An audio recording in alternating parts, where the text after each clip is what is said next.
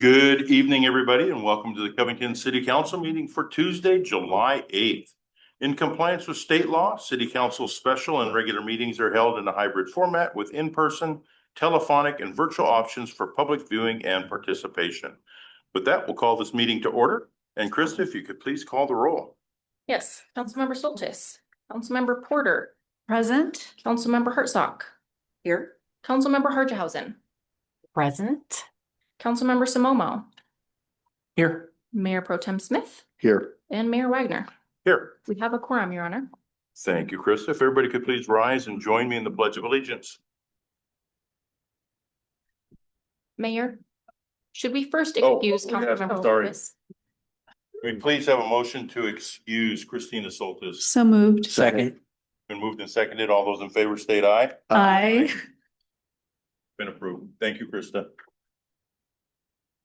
I pledge allegiance to the flag of the United States of America and to the republic for which it stands, one nation, under God, indivisible, with liberty and justice for all. Thank you. That will move into approval of the agenda. Regan, do we have any changes tonight? No changes, Mayor. Thank you. Look for a motion to approve the agenda as posted. So moved. Second. Been moved and seconded. All those in favor state aye. Aye. Any opposed? The agenda has been approved. If council could please join me in front of the dais, we have a couple of proclamations to give tonight.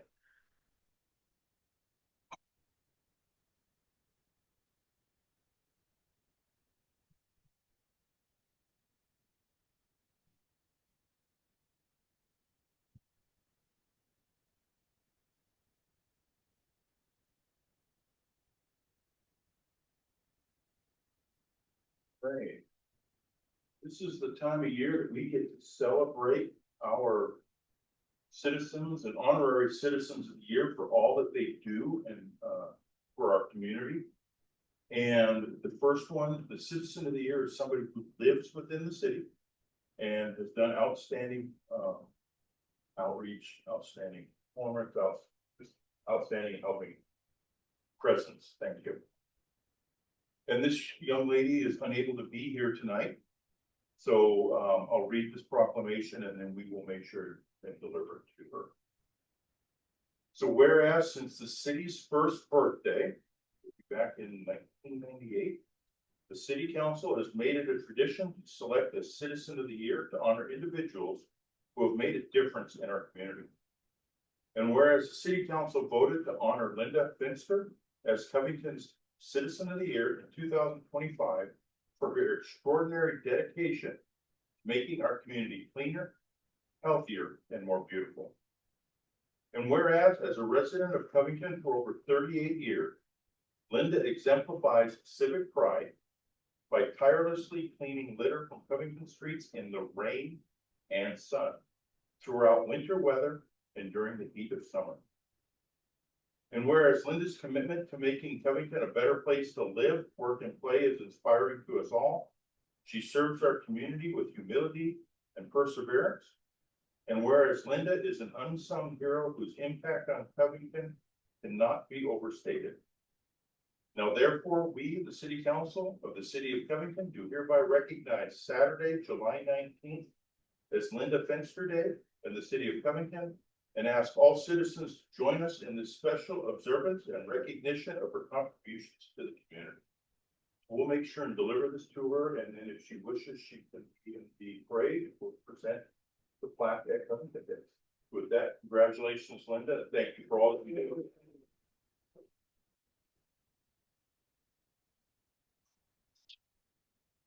Next is our honorary citizen of the year. This is an individual who has made an impact on our community. Since, well, I'm gonna go back at least 20 years, if not longer, 30 years. I think 25. 25, Yeah. okay, so I'm right in there. Yeah. And it's, so Josh, if you'd like to come up. Honorary citizen of the year, and this is somebody who lives outside the city limits, but has made a big impact on our community. Before I read this proclamation, you came to Covington and opened up your physical therapy unit or business over by almost DOC. And right away you jumped in and got busy and started giving back to the community. You were instrumental you helped with the Covington Chamber of Commerce. You led the Chamber of Commerce for quite a while, but you also worked with a developer to help bring Valley Medical into Covington. And I don't think it would have happened without you being there. It might have, but you know, I still look back at those meetings when you were here to help with that, so I greatly appreciate it. So this proclamation is whereas since the city's first birthday, the city council has made it a tradition to select an honorary citizen of the year to honor individuals who have made a difference in our community. And whereas the city council voted to honor Josh Lyons as Covington's honorary citizen of the year in 2025 for his dedication to improving the economic vitality and community safety in our city. Whereas as co-chair of the Covington Economic Development Council, you've been co-chair 6 years? Yeah. You've been on the Economic Development Council for what, 12? You've been on there for 10, a while. 11. Yeah. As well as a longtime member, Josh has held a significant role in the economic growth within Covington.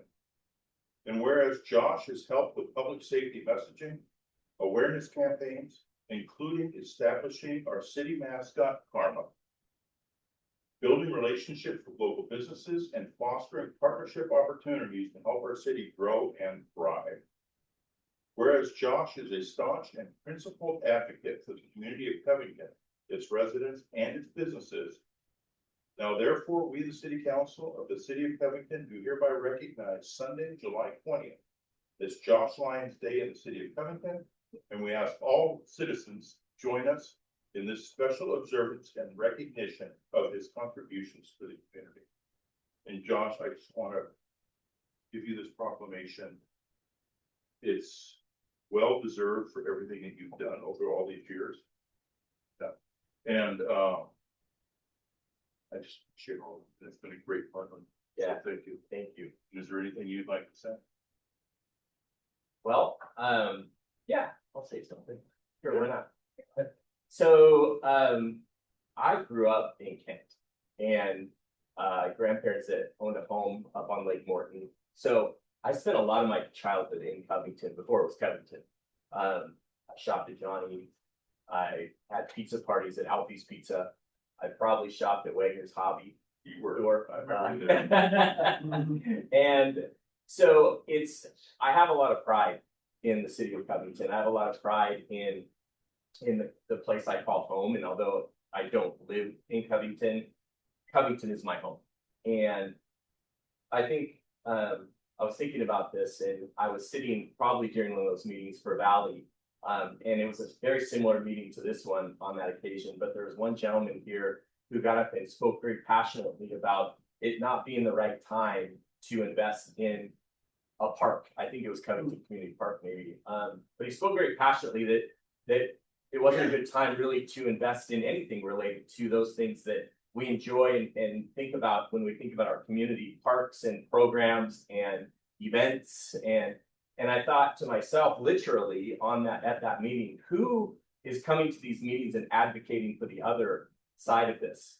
When is it a good time to invest in a park? When really is it a good time to spend the money on that versus say on roads or something more pragmatic? And the answer really is the best time is right now. And it's never going to be cheaper to do those things that we feel are necessary to have a community that we all enjoy and love. It will never be cheaper than today. I think we all know that. And so I appreciate this honor. It's humbling. It's terribly humbling for me. And I appreciate it. And I do have great love and respect for this community. And I'll continue to do so. Well, thank you. And we will be giving you a plaque during Covington Days. So you plan on being on stage and you'll be in the parade. Whoever you want sitting with you. Correct. You know? Yeah. So I was going to ask, get a picture. Yes, I need to get a picture. Yeah, I'll bring Regan with me. There you go. All right. Let's see what about that. Okay, 1, 2, 3. Right on. Okay, ready? Thank you. Thank you. Thanks, buddy. Thanks. All right. We'll do a reception for 15 minutes. There's cake and, thank you. We will resume back at 7:25. Okay. Welcome back from our reception for our Citizen of the Year and Honorary Citizen of the Year. Let's move into our first of two public comment. Speakers will state their name, organization, and whether they are a Covington resident. Comments are directed to City Council, not the audience or staff. Comments are to be related to city business. Comments are not intended for conversation or debate and are limited to 4 minutes per speaker. For attendees participating by Zoom, click the raise hand button. For attendees participating by phone, dial *9 to raise your hand. Once the city grants permission to speak, press unmute in Zoom or dial *6 to unmute by phone. And please note, campaigning for any ballot measure or candidate at City Hall or during council meetings, including public comments, is prohibited by state law RCW 42.17a.555. With that, is there anybody in the audience wishing to address council this evening? Seeing nobody approach the podium, is there anybody online wishing to address council? Please raise your hand. There are nobody online. So with that, we will close this public comment period and there will be a second opportunity towards the end of the meeting. Next is approval of the consent agenda consisting of items C1 through C2. Is there a motion to approve? So moved. Second. Been moved and seconded to approve the consent agenda. All those in favor state aye. Aye. Any opposed? The consent agenda has been approved. Next is new business. Item number 1 is to consider an ordinance amending chapter 5.30 of the Covington Municipal Code relating to mobile food units. Selena. Good evening, Mayor and Council. I do have a presentation. Let me bring this up very quickly.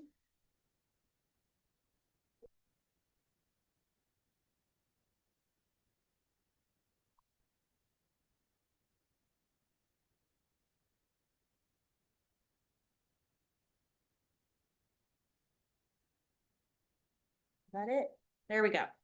Thank you, Council. Tonight we have brought forward the Mobile Food Unit Code Amendment. If you recall, this was a request of the Council through a public request initially, and then it was put on the Planning Commission's work plan. The Planning Commission started work on this actually in 2024, towards the end of the year, due to all the legislative requirements going through Commerce, SEPA notifications. It's finally coming to you tonight.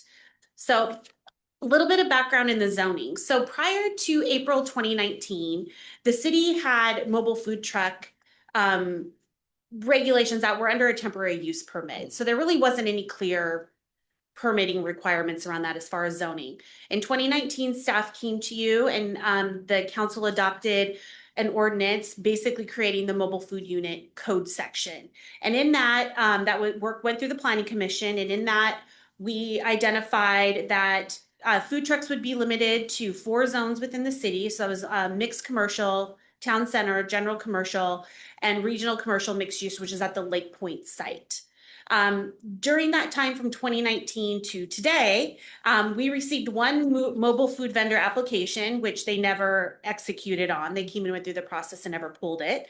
And then we had one active food vendor who's actually in a non-compliant zone, right? And so this was brought forward by Sonia Foss of Foss Market, and to the council decided to consider that. So we added that to the work plan. So what I'm going to walk you through tonight is the efforts that the Planning Commission made in changing the zoning. But before I do that, I want to step through the mobile food unit approval journey. And this is actually a picture from Seattle's handout. We're building our own, but they have such an easy, great one that we thought we'd use it until ours is out. What I really want to drive home with this visual is that there is a lot of regulatory compliance requirements that a mobile food vendor has to go through before they even come to the city to get a permit to operate. So they go through the Department of Labor and Industries. They go through the Seattle Public Health, the King County Public Health District. They have a lot of licensing requirements through those various agencies. And ultimately, those agencies are responsible for ensuring that the truck is compliant under the state regulation and guidelines, that they've got their food handling permits correct, they've got any, if they sell liquor or otherwise, that they've got those permits.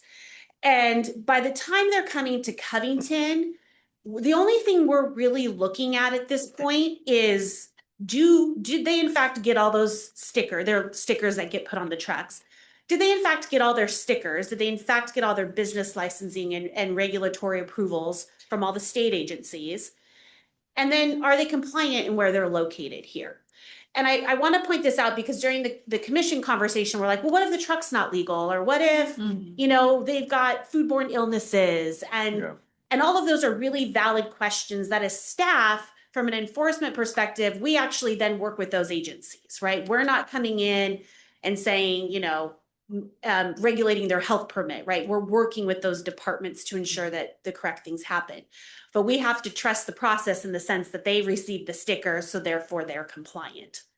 So again, our role really isn't that level of regulation. It's really about the zoning and where you want to allow them in your city. So this is a really good map. This is what Seattle hands out to folks that are thinking about a food truck. Like I said, we're going to mimic this. So really when they get to step 5 in here, that's really when they're ready to start to working with the city specifically. So we grounded the Planning Commission in that process and where we have been, and they created various key elements or ideas that they wanted to do as part of this update. We've learned a lot since 2019, and I think even as the council, you talked about some of the things that were just happening anyways, and we really wanted to continue with those actions. I think some of the things that came out in our discussion were, hey, the HOAs would bring in a food truck and we'd have a street party, or we'd have a neighborhood group, or folks were having parties at their home and they had a ice cream truck parked in their driveway, and like all these things that were popping up. So we really wanted to provide, if it was happening already, let's find a path to allow that community-based actions to continue. And then also there was some new regulations that came out on food trucks. So we circled those into here. And then always wanting to encourage that local entrepreneurship and food access, right, being their key. So these were some of the goals that the Planning Commission set out. In looking at that, we also looked at what do mobile food truck units what is the space in which they operate, right? And there's a lot of different ways mobile food trucks show up in our communities. There's the short term, right? So these are the folks that are coming in. Maybe there's a construction project going on. We've found and we've heard that they like to come in during that 6 to 9 timeline, feed them breakfast. They leave, they go to another job site. Then they come back for a lunchtime. So our construction workers actually provide a lot of support to these trucks, but they're only out there for maybe an hour and a half a day total. And those are generally on the private property or where the construction's happening. So we look at those as our short term. They might use the right of way, they might use private property. Under the current code, the way that we're promoting that, those uses is that you would actually be exempt. Someone that came out for an hour in the morning, making, burritos or breakfast egg dish. If you're less than 6 hours in 24-hour period on that site, you can be exempt, right? And the reason why is we wanted to create a low barrier of entry to encourage them to come out and participate, and also understanding how much effort and work goes into their trucks before they show up in the city. So if they meet certain conditions as outlined in the code under the exemption, they don't need to come and get a permit from us. Okay, they're just popping in and out of the city. If they want a little bit longer term, shorter, longer term, right? They want to be parked out there maybe all afternoon for more than 6 hours or in an evening shift, then they do have to come get a right-of-way permit if they're choosing to be in public right-of-way. If they're choosing to be on private property, again, that would be a mobile food truck. So really that line of operation was 6 or less hours, right? The next type of food truck that we see are pop-ups. And these are those ones that pop up on private property. So let's say an HOA decides to have a private event, or something happens in the Timberlane community group, or someone's having a small wedding in their backyard. Then those are also exempt if they're not open to the public, right? So they're private, not open to the public. They could be a community event, but there's a defined group of people using that mobile food vendor. And they're exempt also if it's less than 6 hours in a 24-hour period. But if they choose to say, maybe I'll use Timber Lane because they've got a community center. If they're like, hey, we want to park a truck here every day for the entire month of August, then now we're going into more of a longer term mobile food truck that would require a permit. And then, so that then they fall into that ongoing or reoccurring. And these types of food trucks tend to, maybe take up a little more space when they arrive. They might roll out some tables, hang some lights. They start to feel a little bit more permanent in a sense of, drawing into the community. And that's really what we're seeing even at the Foss Market. I know that's become a huge community hub. The feedback from the public on that is that that's actually becoming a gathering space because of that food truck. So those folks, they would just need permit or permission to be with the property owner. And then we've streamlined that permit process that they come in and they get an official mobile food truck vendor and they can operate out there. And so that's one type. And then the last one is our city sponsored events. Obviously we're exempting them. And that's on public right of way or park property. I do want to point out that if a private entity would like to utilize the park for a private event and bring in a mobile food truck, that now offshoots to our special events permit, which we adopted a few months ago. And those will be reviewed on a case-by-case basis. If someone says, hey, I want to park a food truck on, like Valley Medical or something like that on the street out front of them, then again, that would be a right-of-way use permit that they would come in and that would fall under more of that reoccurring as well. So broad brush, but you might fall under a couple of those categories depending on the duration and your business plan. So this particular slide, I've talked a lot about what those changes were, but the biggest one that I want to point for the council also is locations, right? Going back to this slide here, it's really small and I apologize, but this slide shows you all the commercial zones where mobile food trucks are currently not allowed. So they're not allowed in our little minor community and neighborhood commercial zones off the 256. They're not allowed in the mixed housing commercial zone, which is where a few of them actually have wanted to go in. There's a few churches and properties there. And then also the rest of the city, right? So if someone wanted to go into an R18 zone or be near a job site, the new code now allows that, right? Under these various restrictions. So you're either coming in for a right-of-way use permit, you're parked temporarily with conditions, or you're getting a special events permit. So we've identified that. And then the other ones are the exemptions. We had quite a few exemptions. The bigger exemption that is most notable is that less than 6 hours if you're going to be within that 24-hour period, if you're going to be within the city. But you have to meet those safety rules. And the outcome of that is if we get a complaint, those rules are not met, then now you're in enforcement. We just take you right to enforcement and then obviously get you to the path of compliance, which would likely be a permit at that point. And then just a few other amendments that came out of the research that we did. Obviously, we're expanding citywide access. We're getting clear on those short duration exemptions. They're really low barrier risks from the commercial side. Making sure we're aligned with all of our new safety codes. There is also this requirement now that came out, which is, I think, was kind of funny to read, but there is now a code that says you can't sleep in your food truck. You can't use it as a habitable space as well. So we added that language since that came from the state. And then also making parking very clear that you don't get to park for over 24 hours, right? So you don't get to open your food truck for the 6 hours, but then leave your food truck on the street and come back the next day for the 24. That would require a permit and approval through a right-of-way use permit. I'm going to pause there. I went through that pretty quick. Is there any questions? Debbie. Thank you. Can you go back? I think it's 2 slides. I didn't want to interrupt you Oh yeah. on this one. Thank Okay. you. Up. One more? Next one. Yeah, go This one one. more. Nope. Forward. Forward. Oh, One more. One more. examples. Thank you. Okay. This one. So the one that's ongoing, recurring on private property. Are all of these except that one exempt? Because I believe you said that one would require a permit. Yes, that one would require a permit. Okay. You would come in and get what's called a mobile food unit permit. Okay, thank you. Yeah. And we also looked at the requirements for that and really asked ourselves, our building department, and permit department, planning department, and public works department, because if they look at right of way, like what do we actually need from somebody to ensure that these are being compliant? So if you look at the edited version in the packet, we got really clear on like what exactly do we need to be able to make this determination.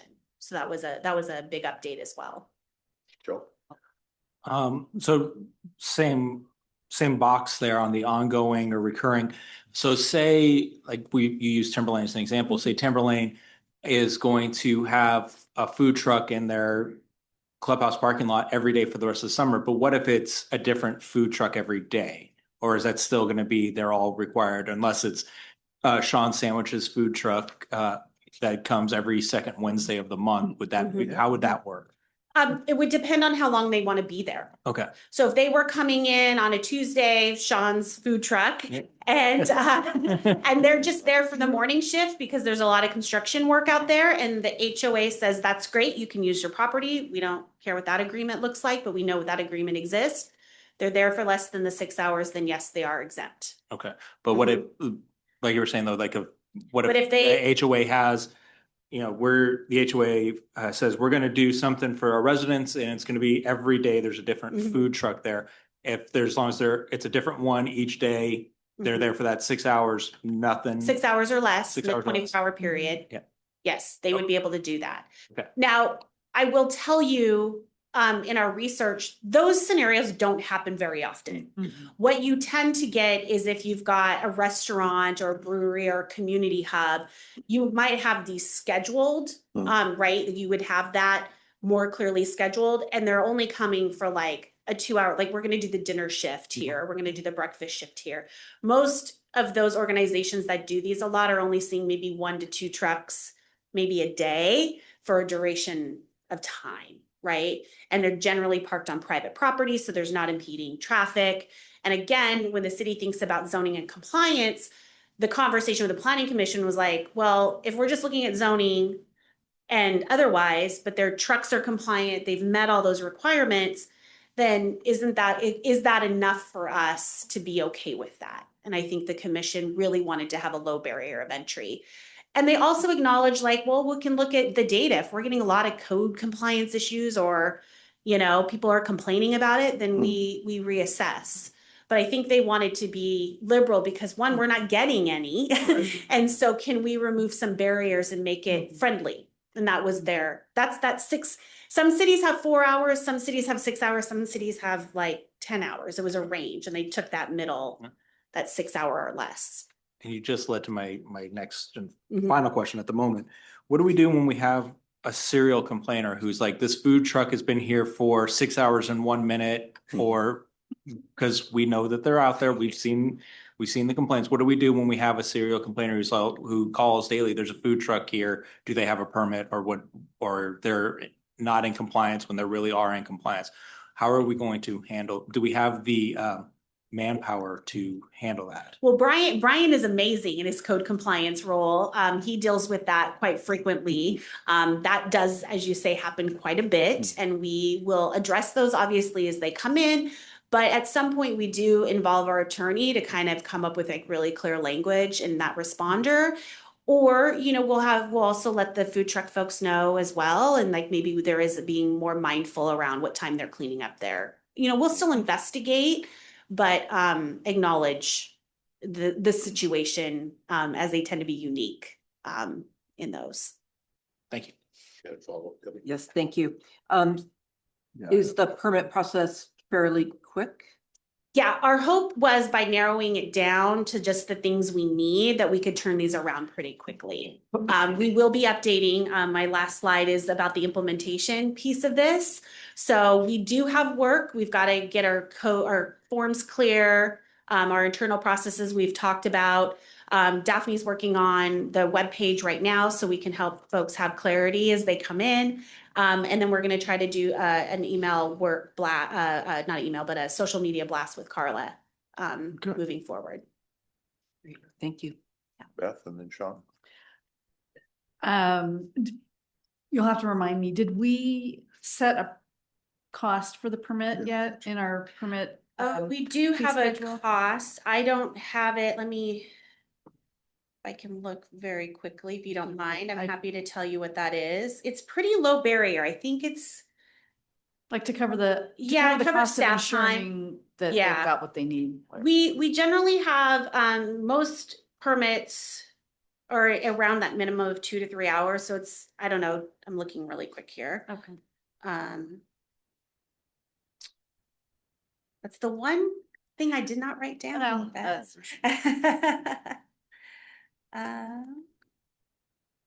If you can't find it, you can get back. to Yeah, it. yeah. Yeah, don't worry I've about got it right here. If you just give me one more second, I'd love to get that answered for you.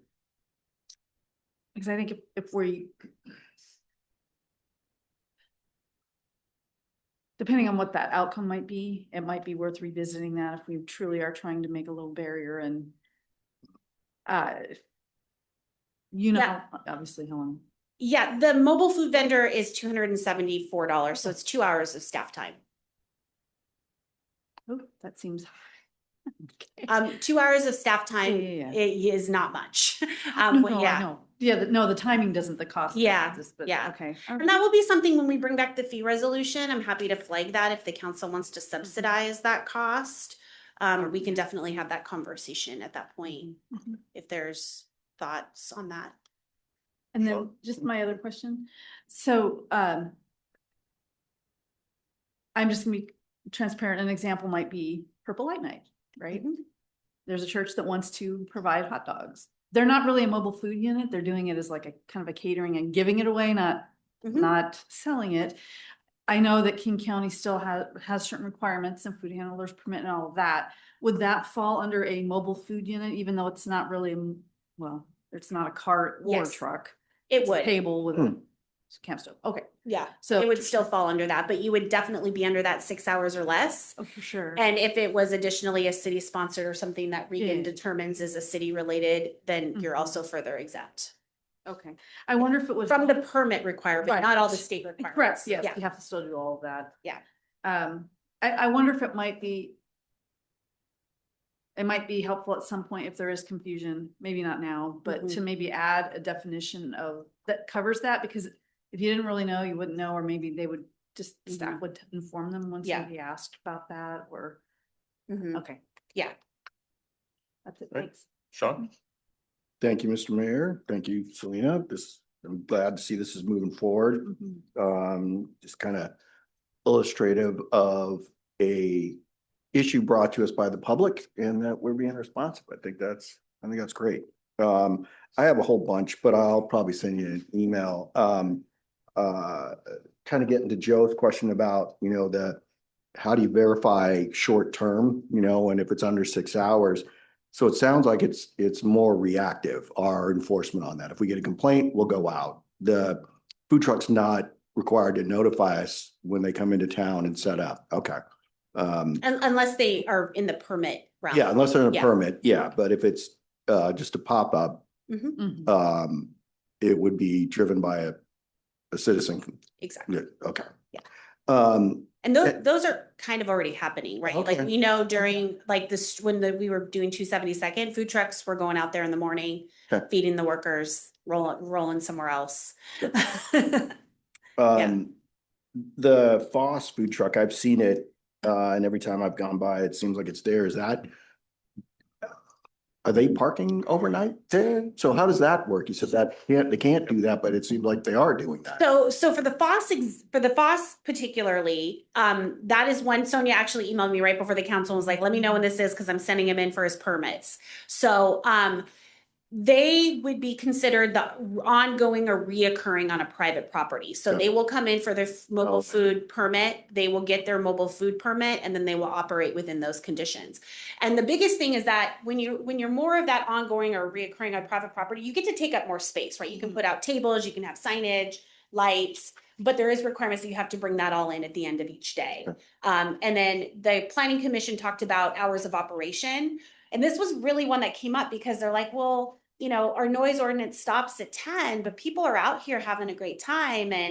And so they wanted to stay within the noise ordinance, right? So if I could see after 10, they need to be closed. But if that's something the council also wanted to further explore, doesn't seem to be an issue now because we have one. But if this became something that was flourishing in our downtown or something we moved to, then I would recommend that we reevaluate specific hours for food trucks. We just don't have the quantity to like forecast. And the commission talked a lot about that. We actually spent one meeting really talking about hours of operation.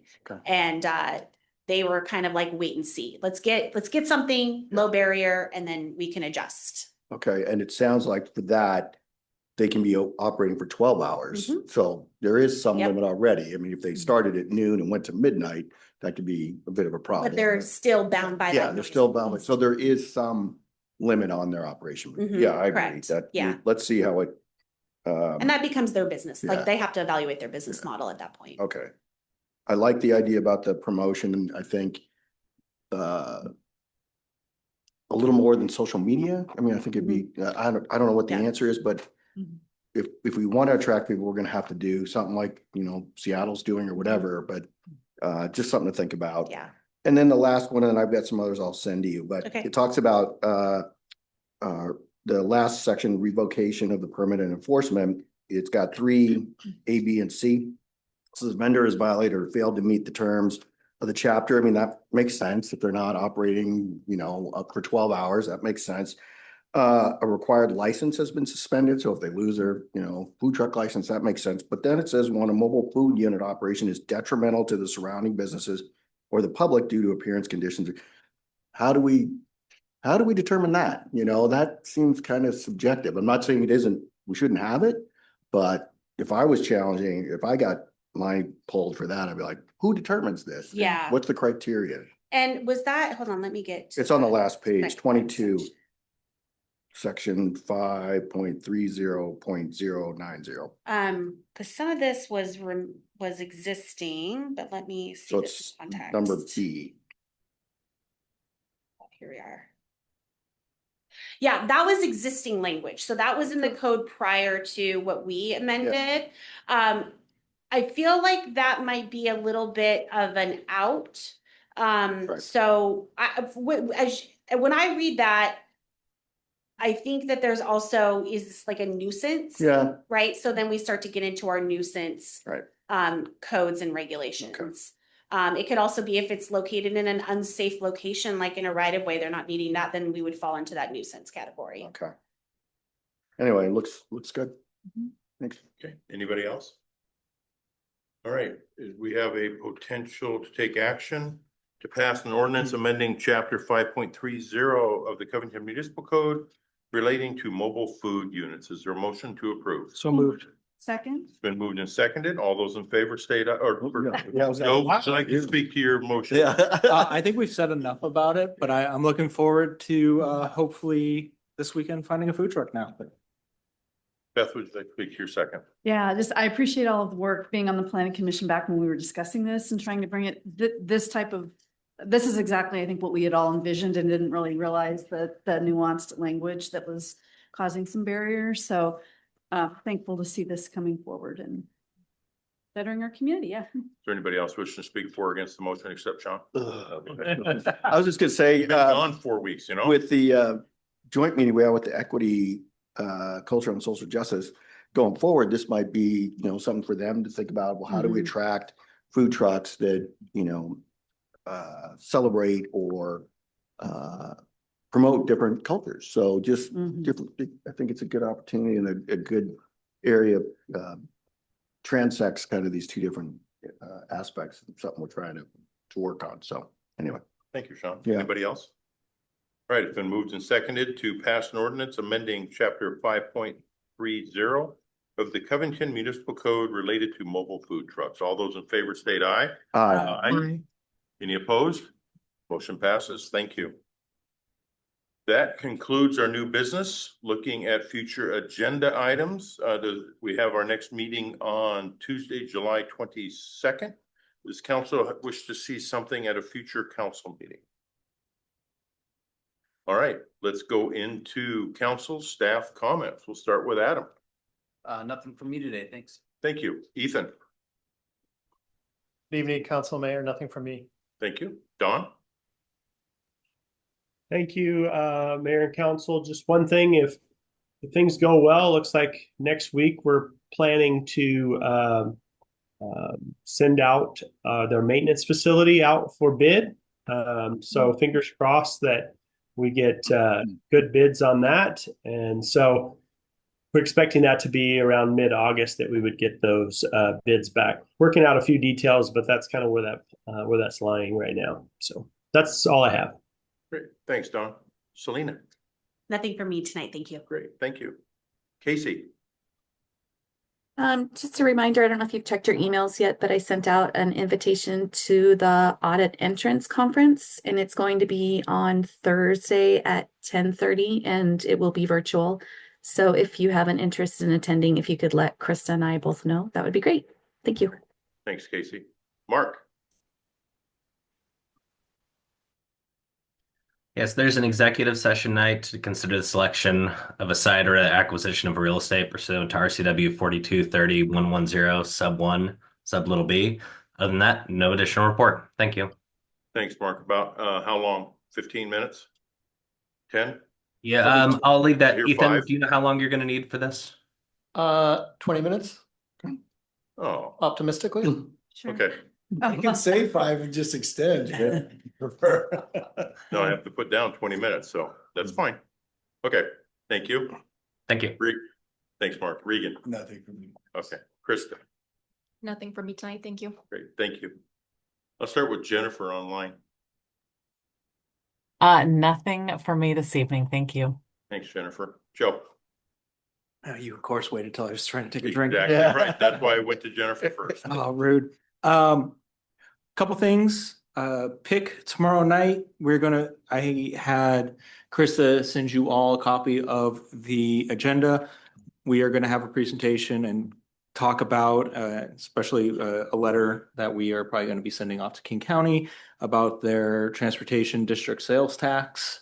So when I get some final language on that, I'll make sure to send it out to everybody, or to Krista to send out to everybody. I'm just waiting to see Mark's camera turn on when I was saying that. We'll also be talking about the Supreme Court's decision on the caseloads.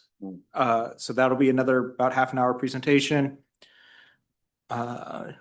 You should have all seen in your, if you're on an SCA committee, they've upped the, the Board of Directors updated their attendance policy for all appointees to regional boards and committees. If you haven't, I've read through it once. I have to read through it again so I can make sure I'm understanding it, but they're gonna start cracking down on people who don't attend the meetings when they're supposed to. I think that's a good thing. Definitely come into play and pick, because there are a lot of people who always seem to miss it. Then at the last school board meeting, I went and talked to them about transit and the Orca cards for the youth. They seemed responsive.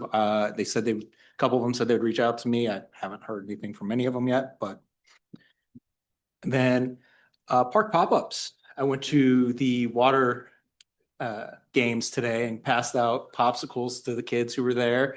A lot of fun. Very well attended, the last few of them. I'm looking forward to the next one. Then I attended the first ever Pride event, and it was very well attended. Lands Commissioner Up the Grove gave a great speech. I thought it was great first one that the city had. And then looking forward to seeing what we do for next year for that. And then Covington Days, I'm looking forward to the parade. As much as I am the one who dislikes parades, I'm still looking forward to it. But I haven't seen a sign up sheet for the booth yet, or have I just missed it in my email? It's out there. Yeah. Okay, then I will search back in my email. It is. That's it. That's all I got. Thanks, Joe. Debbie? Thank you. I did one of the pop-ups with Joe, and I agree, well attended and very well received by the parents that brought their kids in. And next Thursday, I'm going to the tour at SeaTac that Sean spoke about. So I'm looking forward to that. Chief Easterbrook, I just wanted to thank you and congratulate your team for the nice arrest on the 4th of July. So, maybe we'll send a message to our community, even though there weren't a lot of citations, but that we're out there. Maybe we won't be out there in that much force next year, but it was good to see that we had, I think, 8. And hopefully that made an impact. And I wanted to announce that the Storehouse will be having its first ever gala fundraiser on October 11th. So we'll get the official word out to you, but if you would be interested in attending, just save the date. We're going to have a very special guest speaker. And so this will be at St. John the Baptist Church. And we're looking forward to about 150 people starting to raise money for a new building, upward of $1.5 million. So that's all I had. Thank you. Thanks, Debbie. Sean. Thank you, Mr. Mayor. One thing, there's a special RFA meeting tomorrow, Puget Sound Regional Fire Authority meeting tomorrow night to interview 3 candidates for the chief and assistant chief. So we'll be in executive session for that. And then at the next meeting, be making a selection. So that's it. Great. Thank you. Yep. Sounds exciting. Yeah. Beth. Not a lot to talk about on the JRC at the moment. We won't have our next meeting until September. In the middle of doing the grant reviews for the community development block grant funds. And that will, the panel will refer to the JRC at the end of the month, making decisions with county staff. It was an interesting 4th of July, and I'm not gonna lie, it was a lot noisier than I remember being last year. And I know there were folks that were utilizing that Lake Point area because it's right behind our bedroom window. So, but I still appreciate being able to have some of those citations like Debbie mentioned, because they need to know that it could happen, and maybe that will help deter next year. But great that people celebrate, and I'm glad that I don't think anyone really got hurt. So yay. But and then just looking forward to the summer festivities. I mean, building that community through our movie nights and handing out popcorn and all the concert series. You know, there's not a lot of the concerts this year, but looking forward to seeing how we can also implement events next year too, through the budget process. Thanks, everybody. Great. Thank you. Mm-hmm. I was sorry that I missed the last council meeting, but I was over in Kennewick at the Association of Washington Cities, representing Covington. It was a very good event. There was some of the sessions were good, but what I really enjoyed was the ability to sit and talk with other mayors and council members about what's going on in their cities and how grateful I'm in Covington. So it was very, very well. I'm glad I went. And they actually had steak for lunch instead of whatever that other thing is they always serve. Not steak. That's not steak, but it's supposed to be chicken, but at all the other, but it was, and the speakers were good. I didn't fall carrying the flag. So it was a very good event. I'm glad I was able to go. Today I met with all of the South County mayors. We discussed the Defenders Bill, the letter that we signed and sent off about that. We also discussed some of the other issues that are going on, the transportation with King County, and just talking about what the other cities do with fireworks and what they're going through with that. So that's some things that we can talk about later. Looking forward to Covington Days and the parade and all of the being at the booth. Are we doing ice cream again this year on that Sunday? Okay. Yeah. All right. I missed that. So I'm looking forward to Covington Days a week from Saturday. And then first week, I know we've got several weeks, but National Night Out is coming up the first Tuesday of August. So I'm looking forward to that again. That will be I always look forward to that. Mhm. That is all I've got tonight. So let's move into our second public comment. Speakers will state their name, organization, and whether they are a Covington resident. Comments are directed to City Council, not the audience or staff, and comments are to be related to city business. Comments are not intended for conversation or debate and are limited to 4 minutes per speaker. Please note, campaigning for any ballot measure or candidate at City Hall or during council meetings, including public comments, is prohibited by state law RCW 42.17a.555. There's nobody online. Is there anybody in the chambers that would like to address council this evening? All right, with that, we are going to go into a executive session for approximately 20 minutes. So we will be back at 8:25, at which time no further business will take place. So with that, thank you all for being here and attending, and have a wonderful evening. We're going to extend executive session until 8:30. Thank you.